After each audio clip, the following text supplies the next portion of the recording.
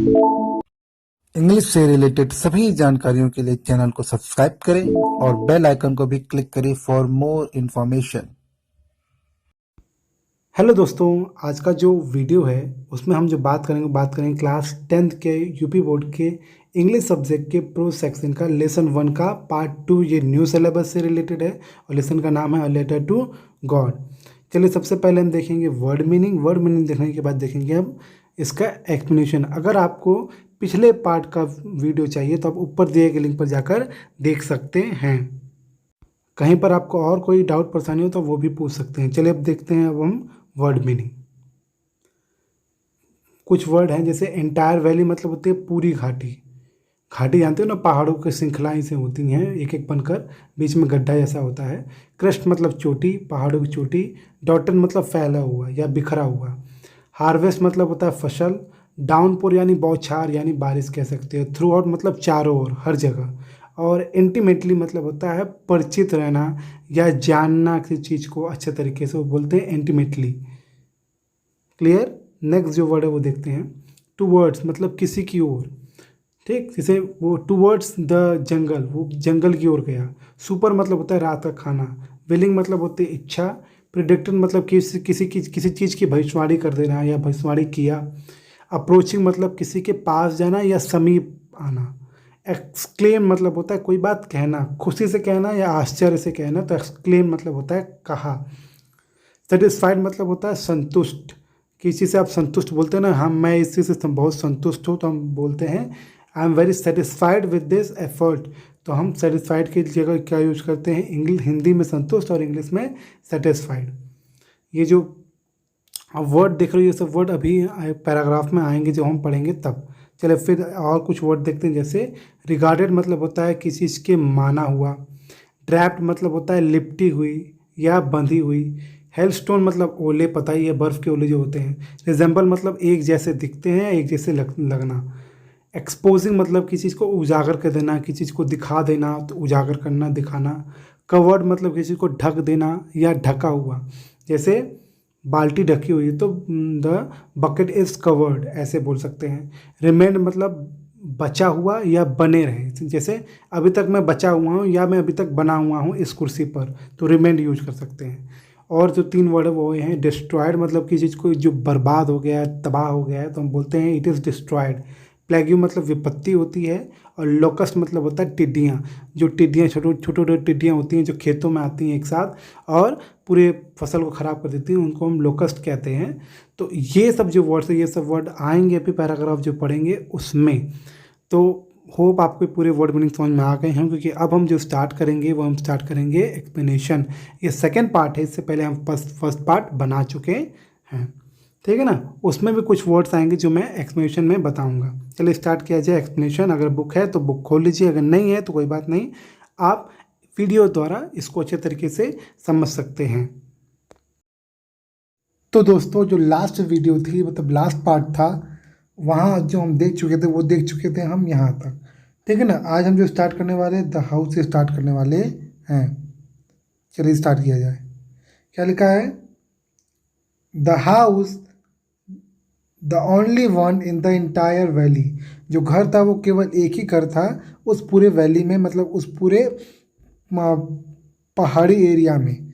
Valley मतलब होता है पहाड़ों से घिरा हुआ जगह, या बोल सकते हैं पहाड़ी एरिया, या घाटी भी लोग कहते हैं, कि वैली को लोग घाटी भी कहते हैं।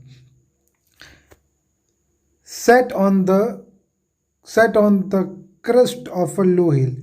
लो हिल मतलब होता है कम ऊंचाई वाले पहाड़ के चोटी पर। क्रस्ट मतलब होता है चोटी, तो कम ऊंचाई वाले पहाड़ के चोटी पर पूरे घाटी में एक घर जो था वो उस चोटी पर था, ठीक है। मतलब मान लो ये अगर हम गैस करें तो ये मान लो कि ये पहाड़ है, तो पहाड़ ऐसे हैं, तो एक छोटा सा कोई पहाड़ है उसकी चोटी पर एक घर था, ठीक है। समझ में आ गया यहाँ तक।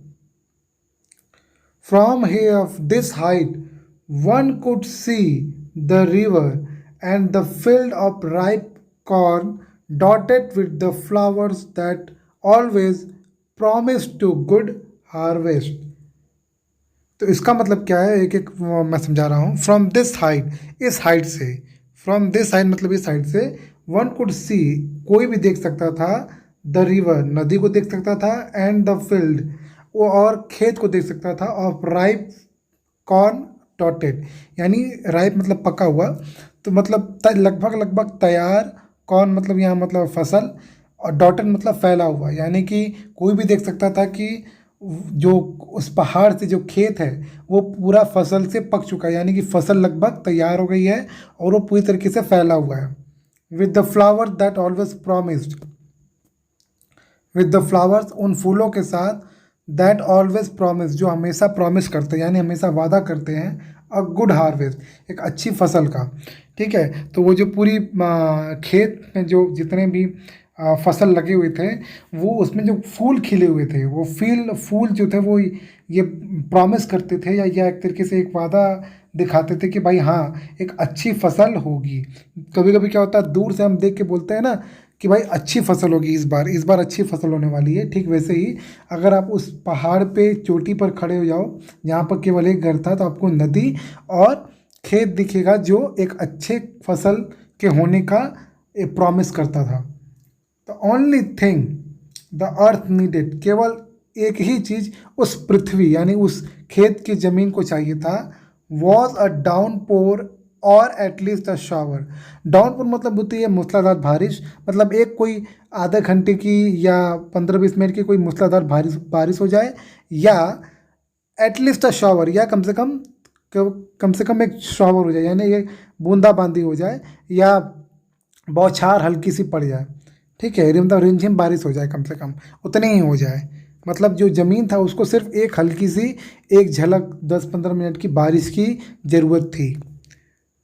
थ्रू आउट द मॉर्निंग, पूरी सुबह लेंचो, जो मेन कैरेक्टर का नाम क्या है, लेंचो, तो पूरी सुबह Lencho, who knew his field intimately मतलब पूरी तरीके से, तो जो लेंचो जो अपनी फसल को पूरी तरीके से जानता था, अपने खेत को पूरी तरीके से जानता था, वह पूरी सुबह हैड डन नथिंग, उसने पूरी सुबह कुछ नहीं किया, but see the sky toward the north east. ठीक है, तो वो सिर्फ नॉर्थ और ईस्ट से आने वाली बादलों को सिर्फ सुबह से देख रहा था, वो कुछ और नहीं कर रहा था। उसको अपने फसल के बारे में पता था कि उसकी फसल को सिर्फ कुछ समय के बारिश की ज़रूरत है। ठीक है ना, तो इसीलिए सुबह से उसने कुछ नहीं किया। थ्रू आउट द मॉर्निंग जो लिखा है इसका मतलब है कि उसने सुबह से कुछ नहीं किया, और वो क्योंकि वो अपने फसल को जानता था अच्छे तरीके से, इसलिए उसने कुछ नहीं किया सिवाय किसके, सिवाय आकाश की ओर देखने के, किधर, नॉर्थ और ईस्ट की तरफ। तो ईस्ट इधर हो गया, ईस्ट, ठीक है, वेस्ट, नॉर्थ, साउथ, ठीक ऐसे कुछ होता है। तो वो यहाँ पर ईस्ट और नॉर्थ, ये नॉर्थ है, एन है ये, तो ईस्ट और नॉर्थ यहाँ वो देख रहा था नक्शे के हिसाब से बता रहा हूँ। ठीक, सिंपल ईस्ट और नॉर्थ वो देख रहा था। इसका हिंदी देखते हैं, हिंदी जो लिखा है वो पढ़ते हैं। वह मकान जो एक नीची पहाड़ी की चोटी पर स्थित था और यह पूरी घाटी में अकेला स्थित था। इस ऊंचाई से कोई भी नदी और पके धान, कॉर्न मतलब धान होता है, ये एग्जैक्ट वर्ड आपको मिल गया यहाँ पे, पके धान खेतों के फूल से लदे हुए देख सकता था, जो एक अच्छी फसल सदा वादा करते थे कि भाई, हमेशा वादा करते थे कि वो अच्छी फसल देंगे। जैसे हर साल भाई फसल होती ही है, हर साल लोग धान उगाते हैं, तो हर साल फसल देगी ही। तो हर साल, जैसे हर साल वो फसल वादा करती थी कि अच्छी फसल होंगे, ठीक वैसे ही इस बार भी वैसा ही वादा कर रही थी। पृथ्वी को केवल एक वर्षा अथवा कम से कम एक बौछार की आवश्यकता थी, यानी वही 10-15 मिनट की बारिश की आवश्यकता थी। सारी सुबह लेंचो, जो अपने खेत को नज़दीक से जानता था, उत्तर पूर्व दिशा में आकाश की ओर देखते रहने के सिवाय कुछ नहीं किया था। मतलब उसने सुबह से कुछ नहीं किया था, सिर्फ वैसे वो बादल को देख रहा था नॉर्थ ईस्ट की ओर। आगे की जो लाइन है वो देखते हैं। Now we are really going to get some water woman. Woman मतलब यहाँ औरत को कहा गया है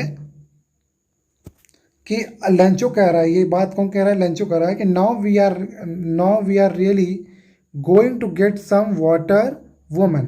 अपनी वुमन अर्थात अपनी पत्नी से कह रहा है कि जो भी यहाँ महिला लिख दिया है, लेकिन आप समझ लो कि पत्नी को लोग क्या बोलते हैं, प्रिय बोलते हैं, या अलग अलग तरीके से, कि हम लोग अब कुछ पानी पाने वाले, यानी कि जो लेंचो ने कुछ बादल को आते हुए देख लिया, तो वो कह रहा है कि हम अब कुछ पानी पाने वाले हैं, अर्थात जो हल्की सी जो सिर्फ बरसात की जरूरत थी वो अब आने वाली है। The women who was preparing super, जो औरत थी जो सुपर यानी जो खाना बना रही थी, सुपर मतलब होता है खाना, एक तरीके से कह सकते हो, रिप्लाइड यस गुड विलिंग, ठीक है, यस सॉरी गॉड विलिंग, हाँ भगवान की इच्छा है, यानी उसने भी जब बादल को देखा उसने कहा हाँ हाँ भगवान की इच्छा है।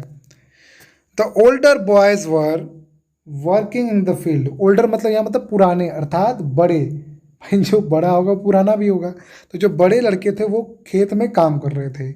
वाइल द स्मॉलर वंस, और जो छोटे थे वो they was playing near the house, जो छोटे थे वो घर के पास खेल रहे थे। Until the women called to, until the women called मतलब जब तक खेल रहे थे तब तक वो जो महिला थी अर्थात पत्नी थी उसने बुलाया नहीं। कॉल टू देम ऑल, जब वो तब तक खेल रहे थे जब तक उस महिला अर्थात लेंचू की पत्नी ने उन सबको बुलाया नहीं। किसको किसको? जो बड़े थे जो खेत में काम कर रहे थे उनको बुलाया, और जो बच्चे छोटे बच्चे जो खेल रहे थे घर के पास उसको जब तक बुलाया नहीं तब तक वो लोग अपना अपना काम कर रहे थे। कम फॉर डिनर, आप खा मतलब रात का खाना के लिए आ जाओ। तो सुपर जो वर्ड होता है नॉर्मली रात के खाने के लिए ही हम यूज़ करते हैं, शाम का खाना या रात का खाना कह सकते हो। इट वॉज रुकिए रुकिए रुकिए रुकिए जस्ट वेट, हाँ अब ठीक है। It was it was during the meal that just as Lencho had predicted, मतलब जब वो लोग खाना खा रहे थे, जब वो मील कर रहे थे अर्थात जब वो खाना खा रहे थे, जस्ट एज लेंचो प्रिडिक्टेड, जैसा लेंचो ने प्रिडिक्ट किया था या जैसा लेंचो ने अनुमान लगाया था, big drops of rain began to fall, बारिश की बड़ी बड़ी बूंदें गिरने लगीं, अर्थात बारिश होने लगी जैसा अनुमान लगाया था लेंचो ने। In the north east huge mountains of cloud could be seen approaching, north east से बड़े बड़े बादलों के मतलब बड़े बड़े पहाड़ जैसे बादलों का एक गट्ठा जो था वो अप्रोच कर रहा था। अप्रोचिंग मतलब होता है आ रहा था, तो बारिश लेकर आ रहा था वो। The air was fresh and sweet, normally आप देखते हो जब बारिश होती है तो हवा एकदम ताज़ा हो जाता है और अच्छा लगता है, तो यहाँ वही लिखा the air was fresh and sweet, जो एयर था जो हवा थी वो फ्रेश थी और मीठी थी। The man went out for no reason, बिना किसी कारण, किसी कारण होता है ना कि भाई चलो ये लेना है वो लेना है, तो जो आदमी था बिना किसी कारण मतलब वो खाना छोड़ कर कह सकते हो या खाना खाने के बाद वो बिना किसी कारण reason than to have the pleasure of feeling the rain on his body, तो वो जो बारिश की बूंदें अपने अपने बॉडी पर लेने के लिए वो तुरंत बिना किसी कारण वो निकल गया। फिर से समझाते हैं, लिखा है द मैन वेंट आउट, जो लड़का आदमी था वो निकल गया, अर्थात वो कहीं घर पे खाना खा रहा होगा, घर से वो निकल गया कमरे में से, फॉर नो अदर रीज़न, और कोई कारण से नहीं, than to have the pleasure of feeling, सिर्फ उस फीलिंग को उस फीलिंग को महसूस करने के लिए, उस खुशी के भाव को महसूस करने के लिए वो गया। कौन सी खुशी के भाव को? The rain on his body, जो बारिश की बूंदें उसके शरीर पर गिरने वाली थी उसको महसूस करने के लिए, उसकी खुशी महसूस करने के लिए वो बिना किसी कारण घर से बाहर निकला।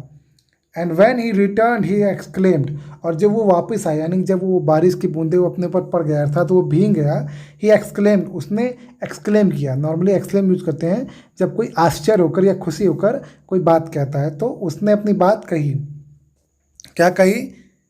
These aren't rain drop falling from the sky, ये केवल मतलब ये जो बूंदें गिर रही बारिश, ये बारिश की बूंदें नहीं हैं जो आकाश से गिर रही हैं, दे आर कॉइन्स, ये सब सिक्के हैं, यानी सिक्के मतलब पैसे, अर्थात पैसा क्यों कह रहा है?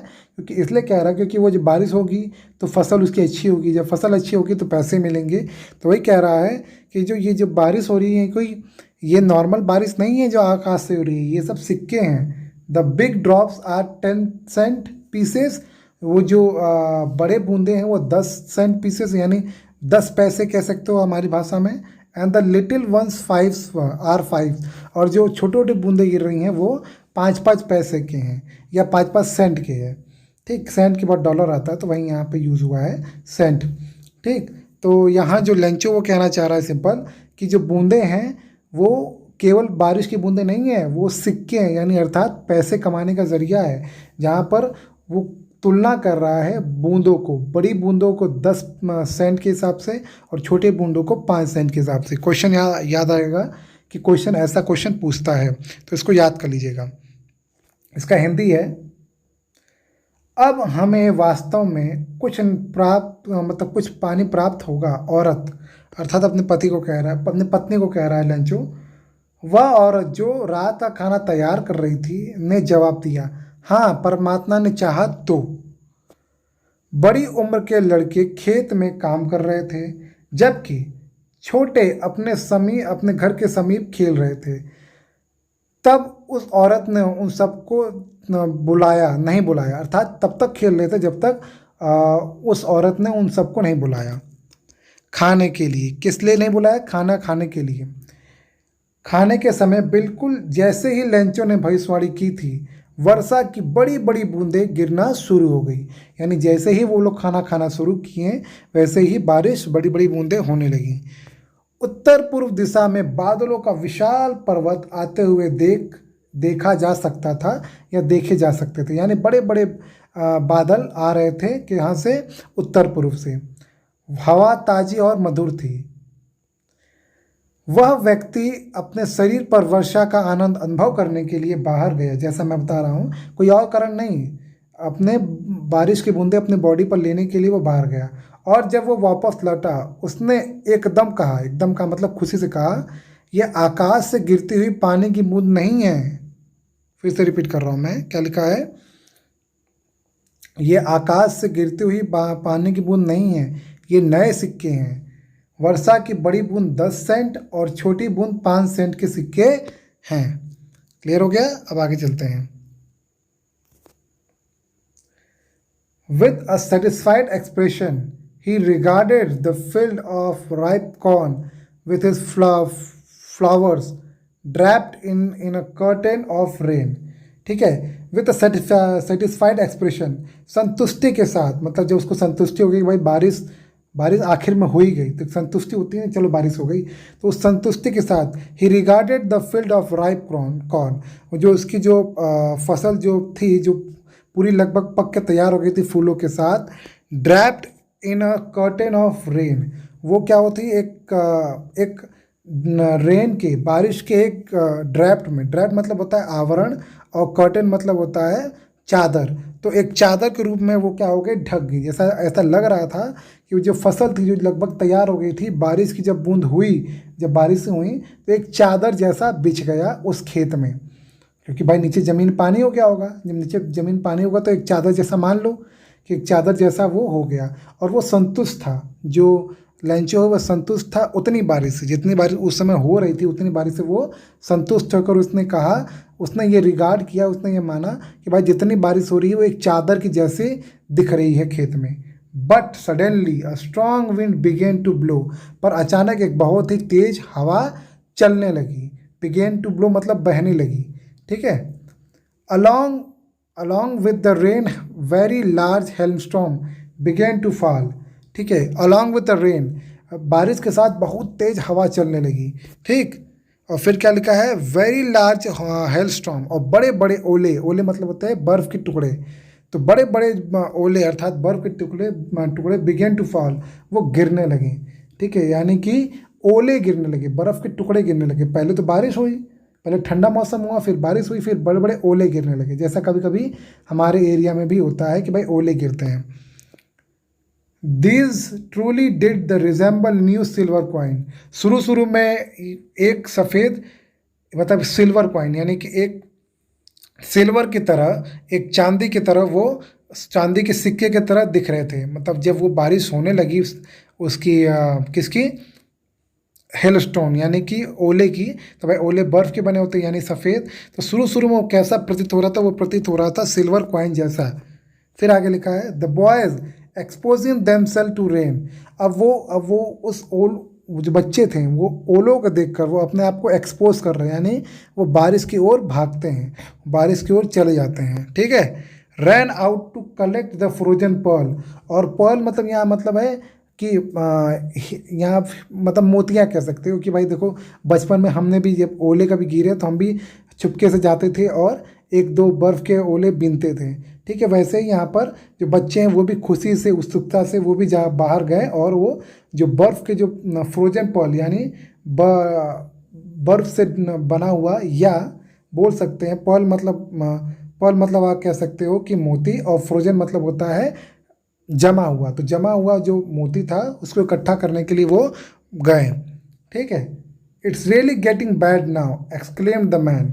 अब जो आदमी है वो कह रहा है अब, हाँ, अब जो हो रहा है वो बुरा हो रहा है।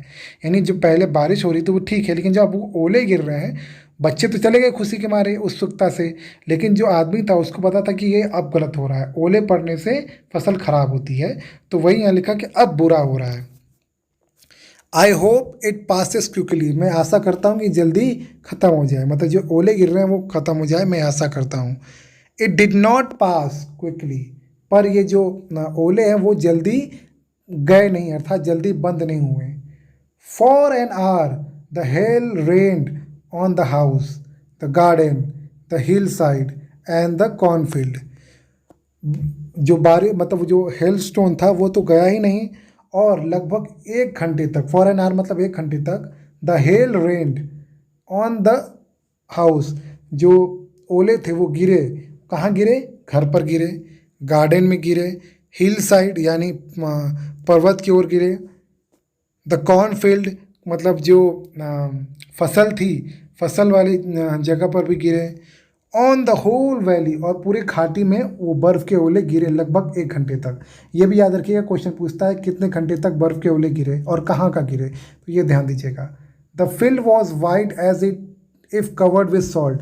और क्योंकि 1 घंटे अगर मान लो ओले गिरते हैं तो भाई सिंपल है, वो ज़मीन जो होगी वो ओलों से भर जाएगी, अर्थात सफ़ेद हो जाएगा एकदम। तो the field was white as if covered with salt. वो जो पूरा फसल थी, जो पूरी खेत थी, वो एक सफ़ेद चादर की तरफ बिछ गई, जैसा कि मान लो क्योंकि किसी ने नमक बिछाया। जैसे आपने कभी देखा होगा मूवीज़ में कहीं भी कि जब नमक जब बिछाया जाता है तो ऐसा लगता है कि भाई पूरा का पूरा नमक ही नमक है। जहाँ रेगिस्तान में जहाँ नमक बनता है वहाँ आपको पता ही होगा, समुद्र के पास। ठीक ऐसा ही प्रतीत हो रहा था वो फसल, वो खेत जहाँ पर ओले गिरे थे। ठीक है ना। तो पूरा जो जगह था, पूरा जो एरिया था वो कैसा दिख रहा था? वो है दिख रहा था सफ़ेद चादर, सॉरी, जैसा लगे कोई नमक बिछा हुआ है उस पूरे फसल में, ऐसा प्रतीत हो रहा था। क्या लिखा है?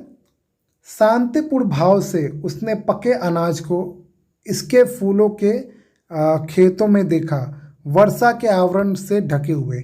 यानी जो बारिश हो रही थी उसको जब उसने देखा, किसने? लेंचो ने देखा, तो उसको थोड़ी संतुष्टि थी कि भाई चलो बारिश तो हो गई, जिसकी जिसकी आशंका थी या जिसकी इच्छा थी वो तो हो गई, वो संतुष्ट था। लेकिन अचानक एक तेज हवा बहने लगी, वर्षा के साथ बड़े बड़े ओले गिरना शुरू हो गए। वे वास्तव में ही नए चांदी के सिक्के मिलते जुलते थे। यानी वो ऐसा प्रतीत होता था, रिजेंबल होता तो प्रतीत होता था जैसे कोई चांदी का सिक्का गिर रहा हो। लड़के वर्षा में भीगते हुए जमी हुई मोतियों को इकट्ठा करने के लिए बाहर दौड़े। यानी जो बच्चे थे वो बाहर दौड़े किसके लिए? उस जमे हुए, बर्फ से जमे हुए मोतियों को इकट्ठा करने के लिए वो भागे। यह अब वास्तव में बुरा हो रहा है, उस आदमी ने कहा। किसने? लेंचो ने कहा कि भाई ये तो अब बुरा हो रहा है, मुझे आशा है कि यह शीघ्र ही गुजर जाएंगे। और जो लेंचो वो आशा करता है कि भाई ये जल्दी ही ख़त्म हो जाए ताकि मेरी फसल बर्बाद ना हो। यह शीघ्र ही समाप्त नहीं हुआ, मतलब जो फसल थी, सॉरी, जो हेलस्टोन यानी जो ओले पड़ रहे थे वो ख़त्म नहीं हुए। ठीक है। 1 घंटे तक ओलों की वर्षा घर, बगीचे, पहाड़ी की तलहटी, अनाज के खेत तथा संपूर्ण घाटी में आधा घंटे तक होती रही। यानी कि घर, बगीचे, पहाड़ी तलहटी और अनाज के खेत तक 1 घंटे तक बारिश हुई और पूरे घाटी में आधे घंटे तक बारिश हुई, ध्यान दीजिएगा। ठीक है, 1 घंटे तक बारिश कहाँ हुई? 1 घंटे तक ओलों की वर्षा घर, बगीचे, पहाड़ी की तलहटी, अनाज के खेत तथा संपूर्ण घाटी में आधे घंटे तक वर्षा होती रही। खेत सफ़ेद हो गया जैसे नमक से ढका हुआ हो, जैसा मैं आपको बता रहा था। ठीक, तो 1 घंटे बारिश कहाँ हुई वो भी आप जान गए, और आधे घंटे बारिश कहाँ है वो भी आप जान गए। अब आगे पढ़ते हैं हम लोग। Not a leaf remained on the tree, क्योंकि ओले गिरे तो भाई सिंपल, जब ओले गिरते हैं ना तो वो भाई पत्तों वत्तों को सबको तोड़ देते हैं, खराब कर देते हैं। तो लिखा है not a leaf remained on the tree, जो पेड़ थे उस पर एक पत्ते भी नहीं बचे थे। The corn was totally destroyed, जो कॉर्न थी यानी जो फसल थी वो पूरी तरीके से क्या हो गई? डिस्ट्रॉयड हो गई थी, बर्बाद हो गई थी। The flowers were gone from the plants, और जो फूल थे जो खिले हुए थे, जो मतलब लगभग तैयार थे, किसमें? प्लांट। देखो प्लांट मतलब होता है छोटे पेड़, अर्थात फसल की बात हो रही है। फसल में जो फूल लगे थे वो भी चले गए। Lencho soul was filled with sadness, Lencho का जो दिल था या जो आत्मा थी कह सकते हो, वो दुख से भर गया कि भाई अब क्या होगा, हमारी फसल बर्बाद हो गई। देखो किसान का सबसे इम्पोर्टेंट चीज़ क्या होता है? फसल ही ख़त्म हो जाए तो उसकी ज़िंदगी क्या? एक लोहार के पास लोहा ही ना रहे तो क्या करेगा? एक डॉक्टर के पास पेशेंट ही ना रहे तो क्या करेगा? सोचो, है ना। वैसे ही एक किसान के पास उसकी फसल ही खराब हो जाए तो उसका क्या हाल होगा? तो लेंचो का जो दिल था वो पूरी तरीके से उदासता से भर गया। When the storm had passed, जब तूफान बीत गया, he stood in the middle of the field, वो खड़ा हुआ अपने उस फील्ड में, उस जो फसल थी वहाँ पर खड़ा हुआ। And said to his son, और अपने लड़कों से कहा, क्योंकि उसके लड़के दो ज़्यादा होंगे, पर सिंपल है, 3-4 होंगे, तो वो पहले उस फसल के बीच में खड़ा हुआ और अपने बच्चों से कहा, a plague of locusts would have left more than this. ठीक है, प्लेग ऑफ लोक्टस मतलब होता है जब टिड्डे, देखो आपने सुना होगा या आपने पिछले साल ही देखा होगा कि आपके शहर में कभी न कभी हुआ होगा कि एक साथ 50-60 या 1000 टिड्डे आते हैं और एक फसल को ख़राब कर देते हैं। तो वैसे ही लिखा प्लेग ऑफ लोक्टस, यानी कि एक पूरा भयानक झुंड लोक्टस का, वो भी would have left more than this, वो भी कुछ छोड़ जाते हैं। मतलब इसके तुलना में जैसा हेलस्टॉर्म ने तबाही मचाई है, पूरा फसल बर्बाद कर दिया है, उसकी तुलना में वो जो लोक्टस जो आते हैं, टिड्डे जो आते हैं, वो इसकी तुलना में कुछ ज़्यादा ही छोड़ जाते हैं। यानी कि लोक्टस कम से कम कुछ तो छोड़ जाते हैं, कहने का मतलब ये है। The hell has left nothing, जो हेल हुई यानी जो ये बारिश हुई है, जो ये ओले गिरे हैं, उसने कुछ नहीं छोड़ा, उसने सब कुछ बर्बाद कर दिया। This year we will have no corn, इस साल हमारे पास कोई फसल नहीं होगी, ऐसा किसान कह रहा है। बहुत दुख की बात होती है। यहाँ तो हम लोग कहानी पढ़ रहे हैं ना, कई किसानों के साथ ऐसा सच में होता है कि भाई उसकी फसल लगभग तैयार है, अचानक बारिश हुई, 1-2 दिन लगातार बारिश हो गई, बेचारों की फसल बर्बाद हो गई। ठीक, तो ऐसा होता है और बहुत बुरा लगता है, फील होता है। वैसे ही लेंचो के साथ ऐसा हो रहा है। तो यहाँ तक हमने इस वीडियो में पढ़ा, नेक्स्ट वीडियो में इसके आगे काम पढ़ेंगे। होप आपको यहाँ तक वीडियो समझ में आया हो। वीडियो अगर अच्छी लगी तो वीडियो को लाइक करें, अपने दोस्तों को जरूर शेयर करें और चैनल को भी सब्सक्राइब करें, ताकि आपको आगे की नोटिफिकेशंस मिलते रहें क्लास 10 से रिलेटेड। आपने वीडियो देखा उसके लिए आपका बहुत बहुत धन्यवाद। Thank you so much for watching this video.